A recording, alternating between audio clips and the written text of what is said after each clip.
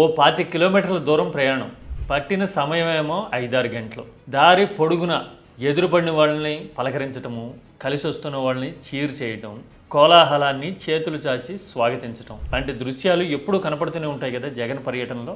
జోగి ఇంటికి వెళ్ళిన తర్వాత దాడి జరిగింది ఎక్కడ, పెట్రోల్ బాంబు పడింది ఎక్కడ, నిప్పు పెట్టింది ఎక్కడ, ఇలా క్షుణ్ణంగా చూడటము, ఆవేదనని అర్థం చేసుకోవటం, ఇవన్నీ చూశాం కదా.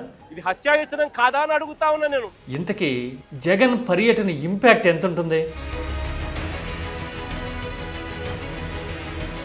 ఇంపాక్ట్ అంటే 2 రకాలు. ప్రభుత్వం మీద ఎంత ఉంటుంది, ప్రజల మీద ఎంత ఉంటుంది, రాష్ట్రంలో జరగబోయే పరిణామం ఎంత ఉంటుంది, ఇది కదా అసలు పాయింట్. ఒక్కసారి లెక్క తీసి చూద్దామా? ఒక రోజంతా శ్రమించి శ్రేణుల్ని ఉత్సాహపరుస్తూ ఇష్యూస్ని అడ్రస్ చేస్తూ జగన్ పర్యటిస్తే, మాట్లాడితే, రెస్పాండ్ అయితే ఇంపాక్ట్ ఎంత? ఒక అబద్ధాన్ని క్రియేట్ చేసి, ఆ అబద్ధానికి రెక్కలు కట్టి, ఆ అబద్ధాన్ని దుష్ప్రచారం చేసి కేవలం రాజకీయాల కోసం దేవుడిని కూడా వాడుకున్న వ్యక్తి ఎవరైనా ఉన్నారు అని అంటే ఈ ప్రపంచంలో అది ఒక చంద్రబాబు నాయుడు గారు మాత్రమే.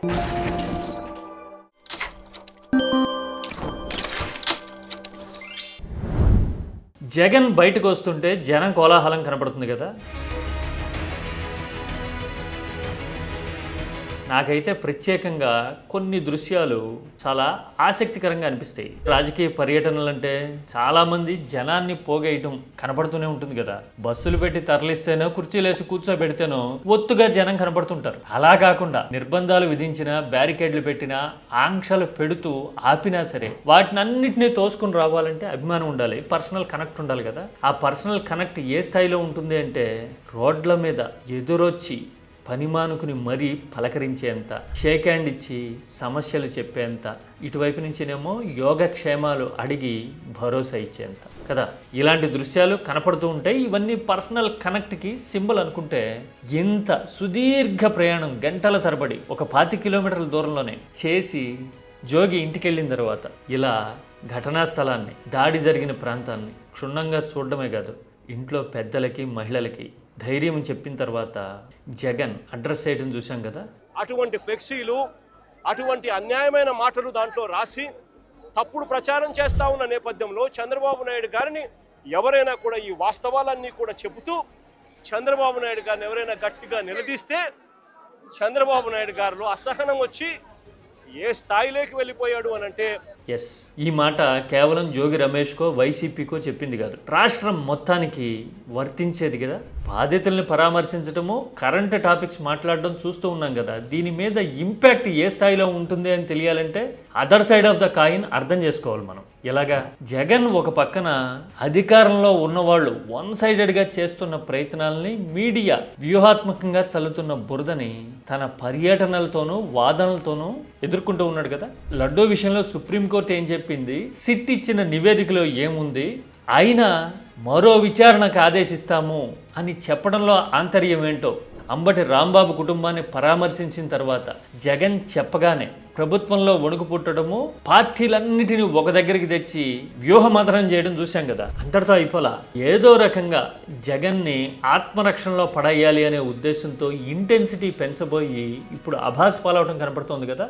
మన బాత్రూముల్లో వేసి క్లీన్ చేసే కెమికల్ ని గీలో వేసి లడ్డు చేసి, లడ్డూలో బాత్రూమ్ క్లీనింగ్ యాసిడ్ కలిపారు అంటే అంతకు మించిన ఘోరం, అపరాధకరమైన ప్రకటన ఇంకేమైనా ఉంటుందా? సో సాడ్ కదా. ఓ పక్కన జంతువులు కొవ్వే కలవలేదు అని రిపోర్ట్లు చెప్తూ ఉంటే, ఇంకో పక్కన బాత్రూమ్ క్లీనింగ్ యాసిడ్ లాంటి ఆరోపణలు చేయటం అంటే ఇంకెంత పాతాళానికి పోతుంటాం మనం. పైపెచ్చు దేవుడు శక్తిని తగ్గించే కుట్ర జరుగుతోంది. వెంకటేశ్వర స్వామిని అపవిత్రం చేయాలి, పవర్ ఆఫ్ గాడ్ తగ్గించాలి, దానికి చేసిన కుట్ర ఇది మహాపాపం. అదే నేను చెప్పేది అనడం చూసాం కదా. అంటే మనం ఆరోపణలు చేయడానికి ఆధారాలు, లాజిక్ ఏం దొరకట్లా, ఏదో రకంగా ముడిపెట్టి జనం మనసుల్లో ముద్ర కొట్టేసేయాలి అని ప్రయత్నాలు చేస్తున్నాం. ఎంత బలప్రయోగం చేస్తున్నా, మీడియాని వాడుతున్నా కానీ అది వల్ల కావట్లా.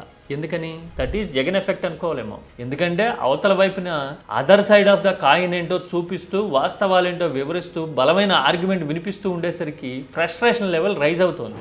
ఇంకో పక్కన జనంలో అవేర్నెస్ రావడానికి, అసలు వాస్తవం ఏంటో తెలుసుకోవడానికి జగన్ పర్యటన, జగన్ మాట్లాడుతున్న మాట ఒక ఆధారం అవుతోంది. మీడియా మొత్తం అధికారంలో ఉన్న వాళ్ళకే కొమ్ము కాయడమే పని, లక్ష్యం, ఆశయం అన్నట్టుగా తయారైపోయినప్పుడు వాస్తవాలు తెలుసుకునేందుకు మార్గం ఏదో కావాలి కదా.